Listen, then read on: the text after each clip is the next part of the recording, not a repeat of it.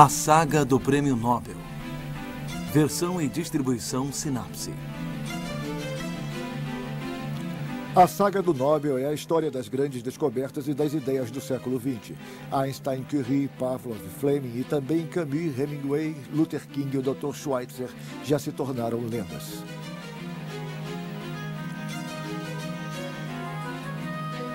Na série dos prêmios Nobel, dois escritores parecem se comunicar com mais de 30 anos de distância, Tagore e Hesse. Eles ocupam um espaço simétrico no diálogo eterno entre o Oriente e o Ocidente.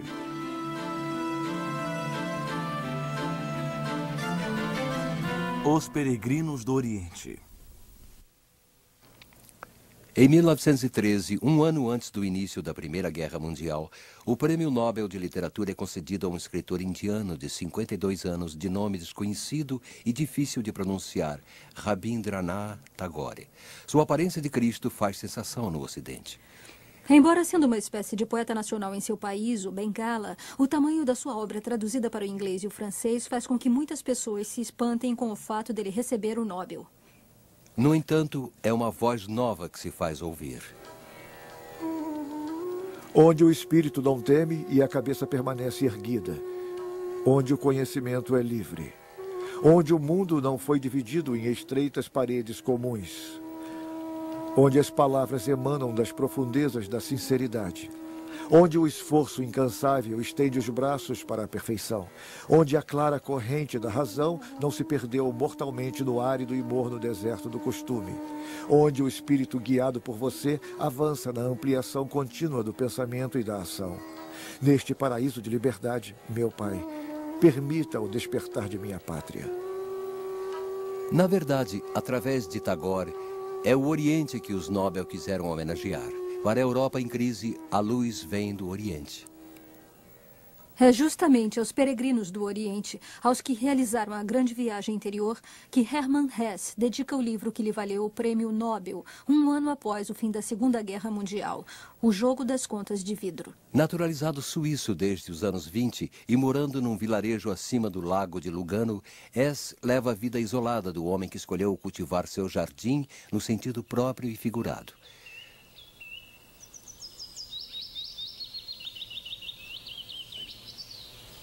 Aí ele viverá como um sábio até sua morte em 1962. O Jogo das Contas de Vidro é um romance filosófico. Ele é construído em torno de um jogo imaginário que pertence ao mesmo tempo ao século XXI e à Idade Média.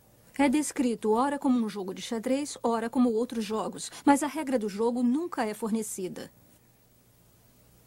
Sabe-se apenas que ele permite, teoricamente, estabelecer pontes entre todas as áreas do saber humano: a música, a astronomia, a filosofia e a matemática.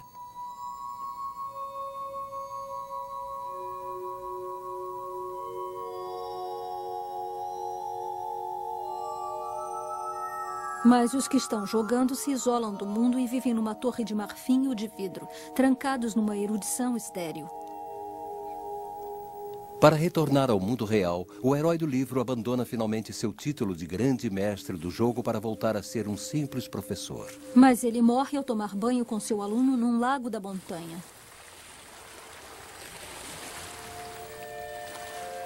A morte nas águas de um lago ou de um rio não está isolada na obra de Hesse. São vários os personagens que se afogam ou sentem a tentação de fazê-lo. Ao começar pelo próprio Hesse, que várias vezes desejou o suicídio e para quem a morte de seu herói nas águas geladas dos Alpes tem também algo de renascimento. Cada corrida, seja para o sol ou para a noite, conduz à morte, a um novo nascimento, cuja alma teme o sofrimento. Mas todos seguem esse caminho, todos morrem, todos nascem. Pois a eterna mãe os devolve eternamente à vida.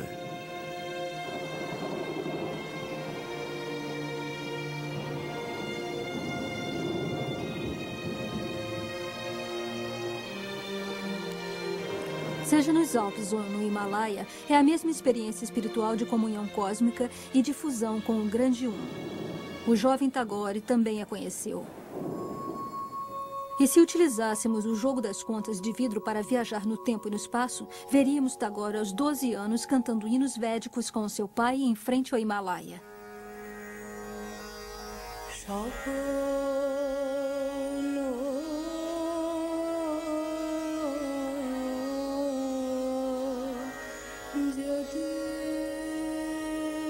O jovem Rabindranath, cujo nome significa Senhor do Sol, nasceu em 1861 em uma família da alta casta de brahmanes de Bengala que enriquecera do comércio com os ingleses. A casa da família no bairro norte de Calcutá é hoje a sede de um museu e de uma escola de arte. Nela, Tagore passou uma infância livre e feliz, num ambiente privilegiado, mesmo que às vezes fosse difícil manter esse nível. Nada de escola, e sim professores particulares. Música, pintura, dança. Ele escreve sua primeira ópera e seus primeiros poemas aos 13 anos. Seu avô era um negociante abastado chamado o Príncipe Tagore. Ele vendeu para os ingleses o primeiro carregamento de chá da história. Seu pai, muito religioso, foi um dos artesãos do grande movimento de reforma do hinduísmo. Essa dissidência religiosa, hoje em declínio, buscava uma religião mais pura, menos supersticiosa, mais próxima de um monoteísmo ocidental, bastante comparável ao que foi a reforma protestante no cristianismo europeu.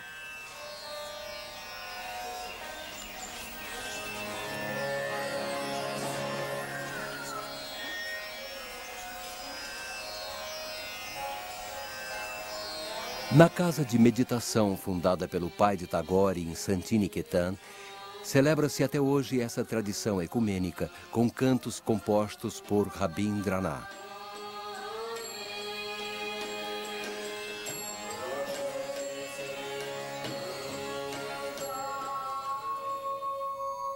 De um espaço de meditação ao outro, é um claustro que acolhe o jovem Hermann Hesse aos 14 anos.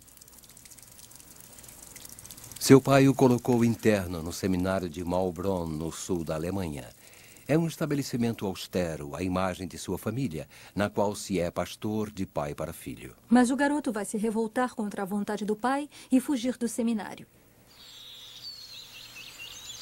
Esta fuga para a floresta é o início de uma série de andanças e aventuras mais ou menos picarescas, como, por exemplo, as do jovem herói medieval do romance Narciso e Goldemund, que também rompera com o monastério.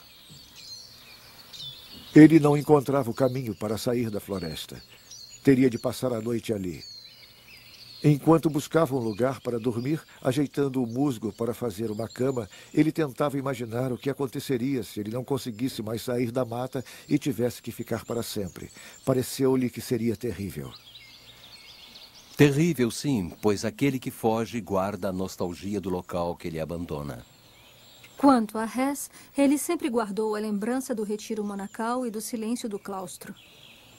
A ponto de se vestir de franciscano quando de sua primeira viagem à Itália, justamente seguindo os passos de São Francisco. A Itália, praticamente o único país para o qual ele viajou, pois este nômade literário jamais fará grandes viagens, com exceção da viagem para a Índia em 1911, na companhia de um amigo pintor. Na Itália, ele segue os passos de sua mãe, que lá viveu os 3 primeiros anos de sua vida, e sobretudo de seu avô, missionário protestante e orientalista, que acalentou sua infância austera com narrativas exóticas, mas a viagem o decepciona. No entanto, ele faz um estoque de imagens desse país que ressurgem 10 anos mais tarde em Siddhartha, livro com o qual ele quitará a sua dívida para com a Índia.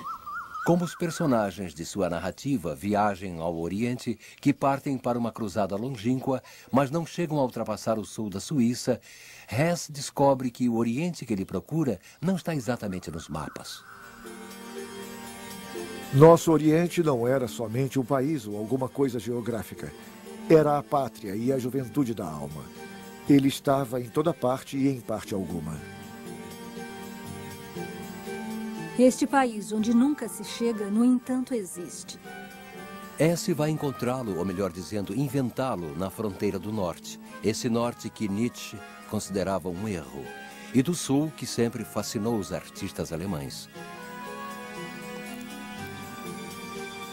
Em 1919, ele vai para Tessin.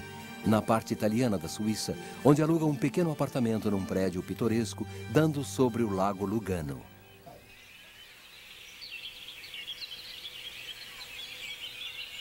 A sensualidade das paisagens, os jogos de luz e sombra, a vegetação farta preenchem nele um desejo secreto.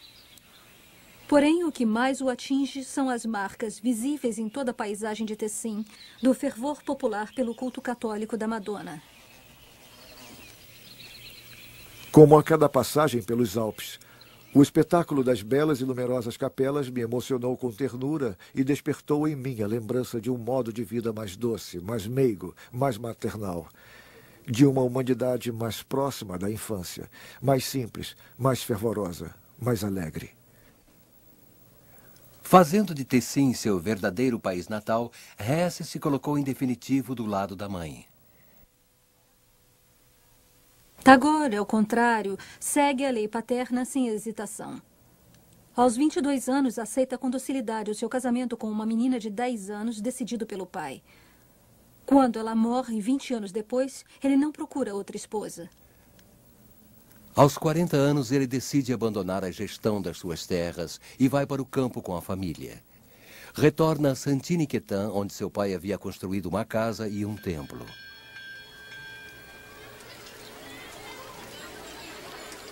Ele funda no local uma escola para reviver as tradições indianas dos ermitérios na floresta, onde mestres e alunos em comunidade compartilham uma vida simples de retiro. Quando o tempo está bom, é à sombra das árvores que as aulas devem acontecer. Nosso país não tem os recursos materiais da rica Europa. Coisas que parecem baratas para os europeus são para nós muito caras. Por que não ter a coragem de dizer que iniciaremos nosso trabalho num simples casebre e que sentaremos no chão em nossas reuniões? Até hoje, o ritual das jornadas não mudou em Saint-Niquetin. A reunião da manhã marca o tempo da oração, que não é de nenhuma religião em especial. Tagore sempre praticou o culto do universal. Sua religião é uma religião de alegria e de celebração do mundo, sem ritos e sem igrejas, mas que se encarna na figura de um mestre.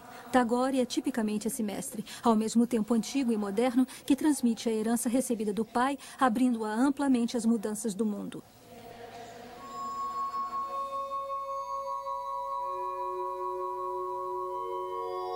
Hesse, pelo contrário, nunca acreditou na transmissão do saber. Para ele, a busca da liberdade é uma experiência solitária. Não se aprende com ninguém, e menos ainda com os mestres.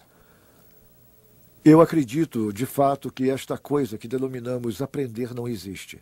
Só existe um saber, ó meu amigo. É o que está em mim, em você, dentro de cada ser. Esta procura solitária da verdade é forçosamente dolorosa, já que é feita contra as pessoas próximas, contra a sua família e até mesmo contra o seu país. Depois de um início de vida que lembrava as imagens comuns de um álbum de família, em seu casamento com Maria Bernuoli, sua primeira esposa, e no nascimento de seus filhos, as coisas se degradaram a ponto de ser impossível prosseguir com a vida em comum. Maria pouco a pouco enlouqueceu e Hesse caiu em depressão, da qual tentou sair através de um tratamento psicanalítico com o Dr. Lang, discípulo de Jung. Seu rosto traz as marcas da crise na qual ele se debate, quando ensaia um autorretrato tão terrível quanto desajeitado. Família destruída, separação dos filhos que ele é incapaz de assumir, morte do pai. Aos dramas de ordem pessoal acrescenta-se a tragédia da guerra.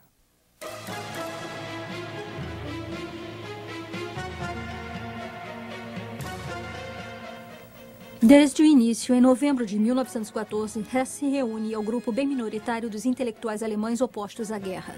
Seu pacifismo radical, contrário a uma opinião geral maciçamente belicista, vai fazer com que sofra ataques violentos e a acusação de haver desertado do combate. De nada adianta dedicar-se de corpo e alma à solidariedade com os prisioneiros alemães. Ele nunca irá se livrar da imagem de mau alemão. Seu único consolo no clima de histeria da guerra é seu encontro com Romain Rolland, a grande voz pacifista da Europa. Em 1919, assina a Declaração da Independência do Espírito, publicada por Romain Rolland para tirar a lição dos massacres sangrentos da guerra e tentar reunir, pela paz, os pensadores e os artistas de todos os países. Abaixo do manifesto há um outro nome, o de Tagore. Mesmo que esta guerra, vista da Índia, seja um problema europeu, Tagore se apressou em responder ao chamado daquele que é, para ele, a consciência mais elevada da Europa. As verdades que nos salvam sempre foram ditas por uma minoria e rejeitadas por uma maioria. Nessa época, Tagore é considerado o poeta da renovação de Bengala. Mas também o homem que se pôs a serviço do combate contra as injustiças da sociedade indiana, contra a ortodoxia sufocante do integrismo hindu e pela libertação das mulheres tradicionalmente confinadas a funções subalternas. No plano político, seu engajamento o conduziu rapidamente a lutar ao lado de seus concidadãos no movimento da independência. Em 1905, no auge da mobilização popular contra a divisão de Bengala, decidida pelos ingleses, ele estava na primeira fileira de manifestantes e a multidão cantava os seus cânticos. Neste momento, ele é indiscutivelmente o líder nacionalista número 1 de Bengala e talvez de todo o país. Quando, em 1919, em Amritsar, a capital dos Sikhs do Punjab, as forças inglesas iniciam uma sangrenta repressão e estabelecem a lei marcial, Tagore devolve à rainha o título de nobreza que ela lhe havia ofertado após o Nobel. No entanto, esse nacionalismo não vai impedir que ele tenha um relacionamento difícil com Gandhi, apesar da estima e da admiração recíprocas. O que ele temia no Mahatma era a tentação de voltar-se para si mesmo, o fechamento em relação aos outros e o medo do progresso, ao passo que ele havia sempre lutado para abrir a Índia à influência ocidental e à fecundação da tradição pelo modernismo europeu. Só no fim da vida de Tagore, em 1940, um ano antes da sua morte, é que a reconciliação se dará, com uma visita solene de Gandhi a Santiniketan, a morada da paz. Este reconhecimento tardio não muda o fato de que Tagore teve quase sempre que buscar em outro lugar a aprovação e o apoio que não encontrava em casa. A partir de 1912, ele faz turnês de conferências nos Estados Unidos. Nos 20 anos seguintes, uma ronda permanente o leva aos 4 cantos do mundo. Aproveita sua notoriedade para buscar financiamentos para sua obra de Santiniketan. Sempre acolhido por multidões dignas das estrelas de hoje e consultado como um oráculo pelos políticos e pensadores. A todos transmite a mesma mensagem humanista e espiritualista. Temos que saber o seguinte: cada nação faz parte da humanidade e cada uma deve responder à pergunta: o que você tem para dar ao homem? Que novos caminhos para a felicidade você descobriu? Quando uma nação perde a força vital necessária para esta descoberta, ela se torna um peso morto, um membro paralisado do corpo do homem universal. A Europa acendeu a sua própria lâmpada. Nós temos que acender a nossa com a sua chama e partir outra vez dos caminhos do tempo. Enquanto Tagore percorre o mundo, Hess pouco sai do seu retiro suíço. Depois de se divorciar da sua primeira mulher, ele se casa outra vez e se divorcia pela segunda vez. Mais do que nunca é um homem dividido entre 2 desejos contraditórios, entre a vida de casado e a solidão, entre o ascetismo e o gosto pelo prazer, entre o retiro no campo e o mergulho na cidade. Desta contradição vai nascer um personagem literário de futuro promissor, o Lobo das Estepes. É um indivíduo duplo, ao mesmo tempo selvagem e civilizado, adaptado e inadaptado à vida social, outsider, romântico à margem da vida comum. Ele vive na mansarda de uma residência burguesa que tem cheiro de cera que ele adora. Embora eu seja apenas um lobo das estepes, velho e gasto, também sou filho de uma mãe. E minha mãe era uma burguesa que cuidava das plantas, supervisionava os quartos, as escadarias, os móveis, as cortinas e se esforçava por colocar na sua vida e na sua casa tanta ordem, clareza e pureza quanto possível. Na verdade, não são apenas 2 seres, homem e lobo, que coexistem na mesma pessoa. Há raposas, dragões, tigres, macacos e aves do paraíso. Um conjunto de animais nos quais Hess reconhece as figuras esculpidas que ele gostava de admirar nos capitéis góticos da sua infância. Para ele, muito antes dos artistas medievais, os sábios hindus já haviam entendido que o homem é múltiplo e que o mesmo corpo abriga inúmeras almas. Isto já fora reconhecido na antiga Ásia e a yoga budista conhece a técnica especial para despojar a ilusão ocidental da personalidade.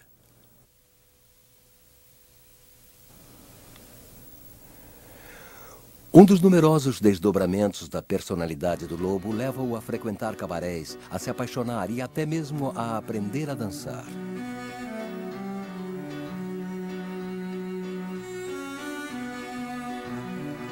A cocaína e o ópio não o assustam e ele se inicia em todas as coisas ao mesmo tempo.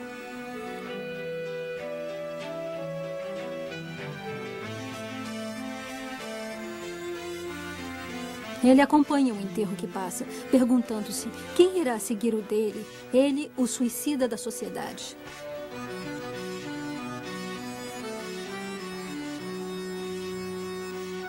O espetáculo grotesco da cidade moderna, invadida pela técnica, pela publicidade e pelo consumo, inspira Hess páginas tão delirantes e tão satíricas quanto as pinturas de Gross.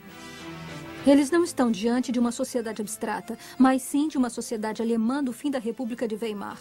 Não é preciso se espantar ao ver aparecer no meio dos fantasmas do tempo o rosto de um soldado ainda aprendiz de ditador que Hess põe em cena em 1931 num primeiro ensaio do Jogo das Contas de Vidro. Quando Hitler chega ao poder e o exílio chega para escritores e artistas alemães, muitos deles irão para a Suíça, onde Hess os acolherá. Como Peter Weiss, Ou Bertolt Brecht. ou o jovem pintor Günther Böhmer, que chega à casa de Hess em 1933, instala seu ateliê e fica ali o resto da vida. A partir dos 40 anos, isto é, desde que veio para Tessin, Hess começa a pintar. Uma pintura autodidata, sempre com o mesmo motivo, com cores frescas de aquarela. O oposto da violência e da angústia que tanto impregnam as suas páginas.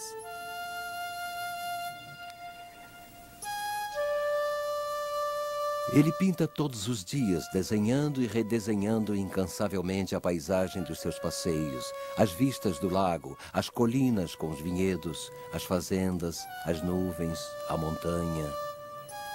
Toda a beleza frágil que a aquarela consegue captar como um ato de meditação. Vocês incrustaram em mim doces imagens. Eu lhes dou a impressão de dureza e de imortalidade. Logo eu, o mais efêmero de todos os seres, o mais incrédulo, o mais triste, o mais vulnerável à angústia da morte.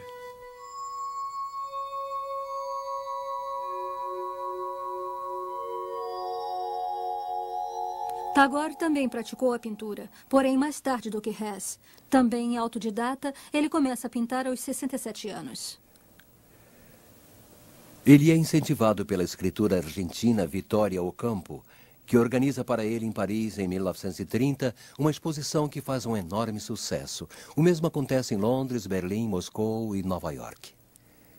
Esta nova vocação não brota do nada. Já fazia muito tempo que Tagore tinha o hábito de fazer desenhos nas margens dos seus manuscritos. Os rabiscos, que ele chamava de seus doodles, fazia com que ele prolongasse a escrita pela representação.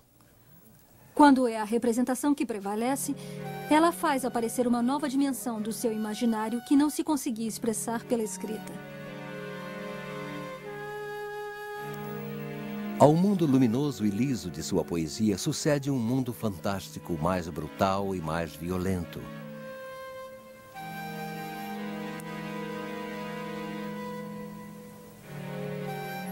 Como se a imagem libertasse coisas secretas ou inconscientes. Por exemplo, quando ele pinta uma série de autorretratos, é chocante ver seu rosto se transformar pouco a pouco num rosto feminino.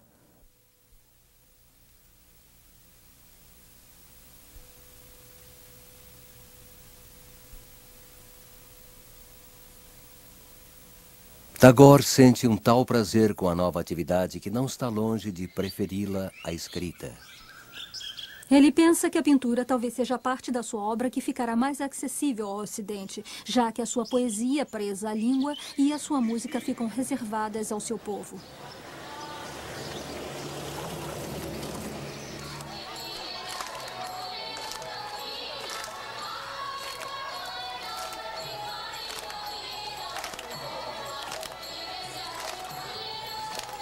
As músicas de Tagore, populares e escritas para festas e danças, estão longe da música pura e severa que Hess colocava acima de tudo.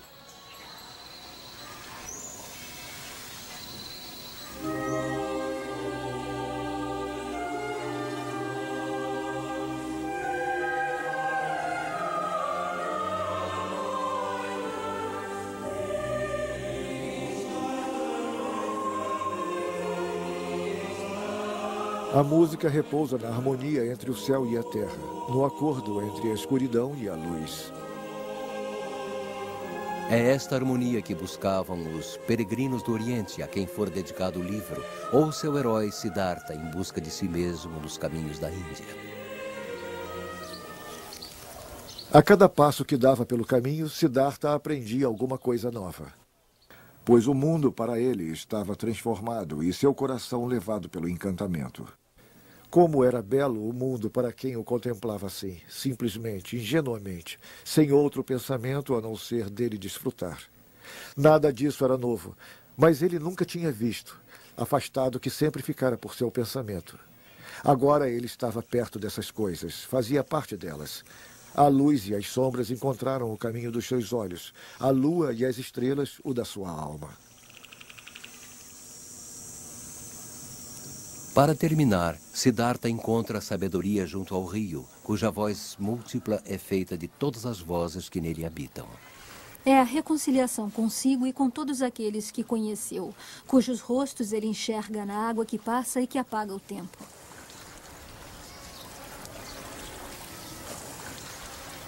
Siddhartha tornou-se barqueiro. Ele leva a sua vida transportando as pessoas para o outro lado do rio. Talvez seja o Siddhartha de Hess que Tagore chama em seu último poema, escrito na véspera de sua morte. Levanta a âncora, barqueiro. Tu que dás a liberdade, tua misericórdia será infinita e será o inesgotável viático da viagem eterna. Possam os laços eternos se soltar, possa o vasto universo acolher-te em seus braços e possa ele conhecer num coração sem medo o grande desconhecido.